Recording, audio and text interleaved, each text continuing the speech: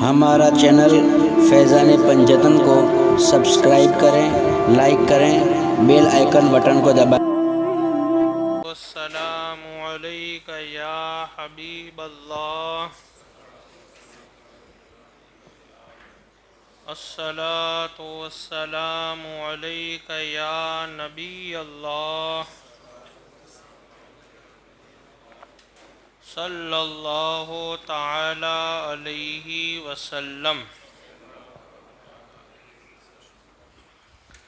حضرت موسیٰ علیہ الصلاۃ والتسلیم ایک مرتبہ شام کا ارادہ کر کے باہر نکلے، یعنی حضرت موسیٰ علیہ السلام جہاں قیام پذیر تھے وہاں سے ملک شام جانے کے لیے آپ نکلتے ہیں۔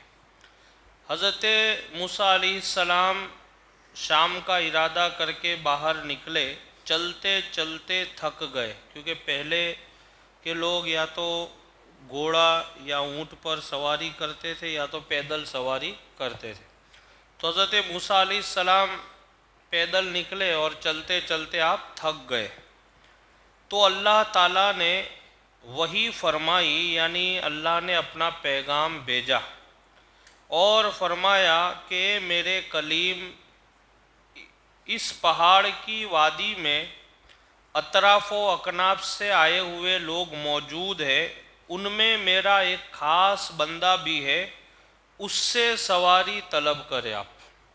حضرت موسیٰ علیہ السلام چلتے چلتے تھک گئے تو آپ نے اللہ کی بارگاہ میں عریضہ پیش کیا کہ پروردگار میں تھک گیا ہوں تو میرے لیے کوئی سواری کا انتظام کیا جائے۔ تو اللہ کی طرف سے پیغام آیا کہ موسیٰ، یہ جو پہاڑی ہے اس میں اس کے اکناف اور اطراف سے یعنی آس پاس سے لوگ، کچھ لوگ آئے ہوئے ہیں، آگے جا کر کے آپ دیکھو گے تو کچھ لوگ ہوں گے، وہ لوگ وہاں موجود ہیں، ان میں ایک ہمارا خاص بندہ بھی ہے، اس سے آپ کہے وہ آپ کے لیے سواری کا انتظام کر دے گا۔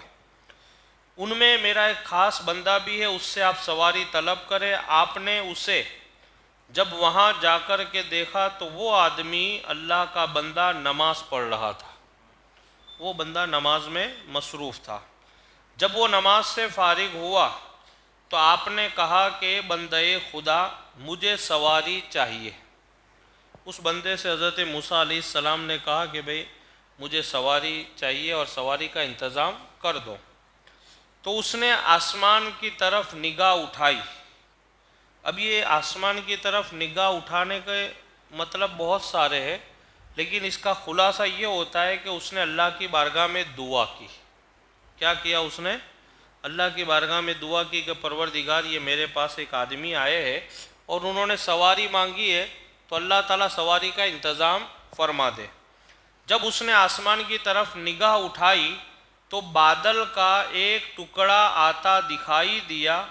اس نے کہا نیچے آ، اس آدمی نے، اس بندے نے اس بادل کے ٹکڑے سے کہا کہ نیچے آ۔ اس نے کہا کہ نیچے آ اور اس انسان کو جہاں چاہتا ہے پہنچا دے۔ حضرت موسیٰ علیہ السلام کے لیے اس نے بادل کا ٹکڑا نیچے منگوایا اور پھر اس بادل کے ٹکڑے سے کہا کہ ان کو جہاں جانا ہے وہاں ان کو پہنچا دو۔ بہرحال حضرت موسیٰ علیہ السلام پھر وہ بادل کے ٹکڑے پہ سوار ہوتے ہیں اور پھر حضرت موسیٰ علیہ السلام کو جہاں جانا ہوتا ہے وہ وہاں پہنچاتا ہے۔ چنانچہ حضرت موسیٰ علیہ السلام اس پر سوار ہوئے اور چل دیے، وہاں سے روانہ ہو گئے۔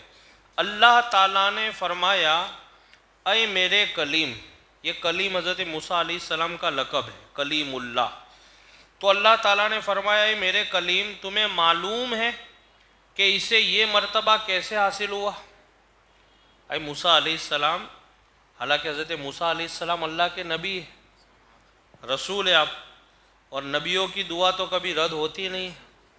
تو حضرت موسیٰ علیہ السلام چاہتے تو آپ خود کہتے تھے کہ اللہ تعالیٰ میرے لیے سواری کا انتظام کر دے، لیکن آپ نے ڈائریکٹ نہیں کہا، بلکہ اللہ سے کہا کہ اللہ پاک میں تھک گیا ہوں، کچھ انتظام فرما۔ تو اللہ نے فرمایا، تو اللہ تعالیٰ بھی یہ فرما دیتا کہ میرے نبی تم فکر مت کرو، میں ابھی بادل کا ٹکڑا بھیجتا ہوں، اس پہ بیٹھ جاؤ، جہاں جانا ہے وہاں پہنچ جاؤ گے۔ لیکن اللہ نے کیا فرمایا؟ اے میرے کلیم، آگے کچھ لوگ ہیں، اس میں میرا ایک بندہ ہے، اس سے جا کر کے آپ کہو یہ ساری چیز کیوں؟ یہ اس لیے تاکہ قیامت تک آنے والوں کو پتہ چل جائے کہ کچھ لوگ کچھ خدمت کی وجہ سے اللہ ان کو ایسا مقام عطا کرتا ہے. کچھ لوگوں کو اللہ تعالیٰ کچھ خدمتیں وہ کرتے ہیں تو اللہ انہیں اپنا قرب عطا کرتا ہے، اپنے سے قریب کرتا ہے، پھر وہ جو دعائیں کرتے ہیں اللہ اسے قبول فرما لیتا ہے. بہت سی چیزوں کے ذریعہ بندہ اللہ سے قریب ہوتا ہے، کوئی ماں باپ کی خدمت کر کے، کوئی پیر کی خدمت کر کے، کوئی اللہ کا ذکر کر کے، کوئی اللہ کی بندگی کر کے، کوئی اللہ کی تسبیح پڑھ کے. اس طرح کے بہت سارے ذریعے اللہ سے قرب حاصل کرنے کے. تو کہا کہ میرے کلیم کیا تمہیں معلوم ہے کہ اسے یہ مرتبہ کیسے حاصل ہوا؟ تو سنیے، اللہ تعالیٰ حضرت موسیٰ علیہ السلام سے فرماتا ہے موسیٰ کلیم سنیے، یہ مرتبہ میں نے اسے اس کی ماں کی خدمت کے صلے میں عطا کیا ہے. یہ کچھ نہیں کرتا تھا، بہت بڑا یعنی متقی پرہیزگار نیک ایسا بھی نہیں ہے، بلکہ ہم نے اس کو یہ جو مقام اور یہ رتبہ اور یہ جو جاہ و جلالی ہم نے اس کو عطا کی ہے، صرف یہ اس کی ماں کا خدمت گار تھا. اور اس کی ماں کا خدمت کرنا یہ ہم کو بہت پسند آ گیا.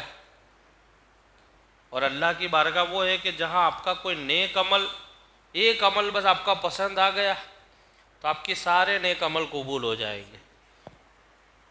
تو کہا کہ ہم نے اس کی ماں کی خدمت کے صلے میں اسے دیا ہے کیونکہ اس کی ماں نے بوقت اجل کا مطلب ہوتا ہے موت کے سمے، جب موت آنے کا ٹائم ہوا، اس کی ماں کو سکرات کا عالم چل رہا تھا، اس وقت اس کی ماں نے دعا کی تھی، اے پروردگار اس نے میری ضرورتوں کا خیال رکھا ہے، اس لیے تیری بارگاہ میں میری دعا ہے کہ تجھ سے یہ جو بھی طلب کرے اے میرے معبود اسے عطا فرمانا.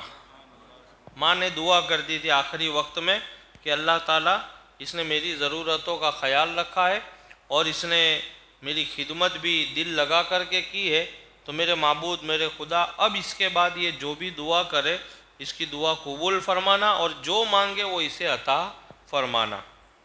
اگر یہ مجھ سے آسمان کو زمین پر الٹ دینے کی بھی درخواست کرے تو یہ موسیٰ میں اس کی وہ درخواست بھی قبول کر لوں گا. یعنی مطلب کیا کہ یہ جو مانگے گا میں اسے عطا کروں گا. میرے پیارے آقا صلی اللہ علیہ وسلم کے پیارے دیوانوں، اللہ عز و جل اولاد کے حق میں ماں کی دعا کو کس طرح قبول فرماتا ہے وہ آپ نے اندازہ لگایا. اس کا اندازہ آپ نے اوپر والے واقعے سے بخوبی لگا لیا. اس لیے خوش نصیب ہے وہ لوگ جو اپنے ماں باپ کی خدمت کر کے اللہ کی رحمتیں اور نعمتیں حاصل کرتے ہیں. اللہ سے دعا ہے کہ اللہ رب العزت ہم سب کو والدین کے ساتھ حسن سلوک کرنے کی توفیق عطا فرمائے.